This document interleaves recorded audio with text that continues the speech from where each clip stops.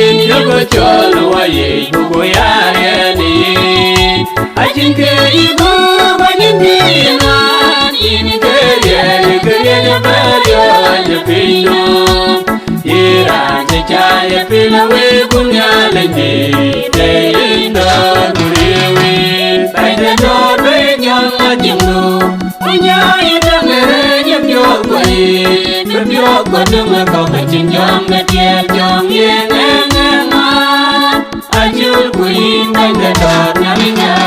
wo ko ye ta de che na le ji wo ba le ko ye ni ya ti le wo kudu wa ni le kudu wa mi le yu wa be kuku ku ni le na ma do ko wo ya ni de ka de pyo ku ye de pyo ku de pyo ya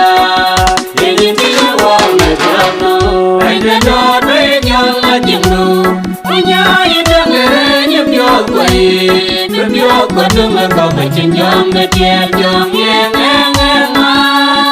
ajul kuin bai de do na minya yo koronya yo ni uloi na pian do koronya man ajulu we na ko ye ta ne kere to we na pian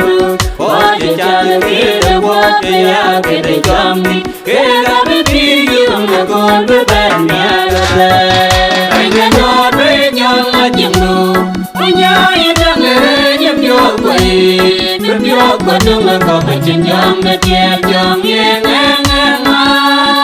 ajul kuin bai de do na minya oji nya ri kir ta nya tuoi bi ye wo ya guru nya ba ye chu wo wa bai na ji ne yo na ji ko ne ka rai ko bai de do be nyang a jing no nya ye da ne nyam yo kwai nyam yo ko dung ko ba chin yom na tie jong ye nga ajul kuin bai de do na minya ayu gorono na pyala yu mi jenda nyalije jaman chena gero to wolo na rom na nyalije bai dan cheno ya mara chuwe ko ya yu bulo ya nyalija ajul